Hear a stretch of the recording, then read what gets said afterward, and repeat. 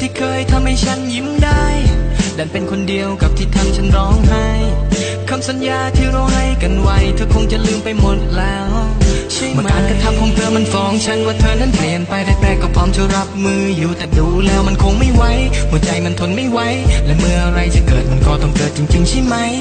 ต้องยอมรับความจริงว่าคนเขาเลือกจะไปและจะไม่โกรธเธอเลยเพราะไม่มีสิทธิ์อะไรยังคงจะยิ้มอยู่กับแชทวันเก่าความรักกับความผูกพันในสองคนแทนคำว่าเราจะอย่างไรก็ตามความรักที่ฉันมีมันถึงเวลาที่เราต้องจบกันไปสักทีฉันหลงทางในความรักเชื่อมันว่ามีค่าทุ่มเทกันไปทุกอย่างก็ยังไม่ไหวต้องมีน้ำตาไปเถิดนะคนดีไม่ต้องกังวลสิ่งใดไม่มีใครทำร้ายใคร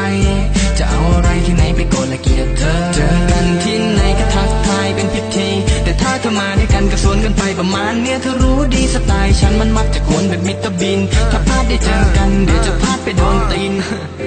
กลัวมันกันแล้ววะไม่อยากปะทะราคาลมถ้าใครจะด่าว่าฉันบ้าแต่ขอถือว่าเป็นคำชมมนุษย์มันนามันเชิงเข้าใจกันยากเย็นแต่ถ้าคุณได้ใกล้ชิดผมคุณจะเข้าใจที่ผมเป็นเห็นความรู้สึกเป็นเรื่องสนุกไม่ย่อไม่เย้าให้เขาเป็นทุกข์หรือเธอสนุกกันหลักเลยมันคืออะไรกันแน่หรือเบอร์โทรแม่ที่อยู่ข้างในมือพฤติกรรมเธอเริ่มประหลาดและอินเทอร์เน็ตเธอก็มีไม่ขาดชีวิตเดิมๆมันก็ลำบากแต่กลับโดนเธอมาปั่นประสาทอีกมันเสียการทรงตัวชาไปทั้งหมดตั้งแต่ขาไปยันหัวมาถึงแล้ววันเวลาที่ฉันกลั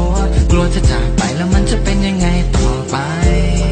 เธอที่เคยทำให้ฉันยิ้มได้ดันเป็นคนเดียวกับที่ทำฉันร้องไห้คำสัญญาที่เราให้กันไว้เธอคงจะลืมไปหมดแล้วใช่ไหมไปเถิดนะคนดีไม่ต้องกังวลสิ่งใดไม่มีใครทำร้ายใคร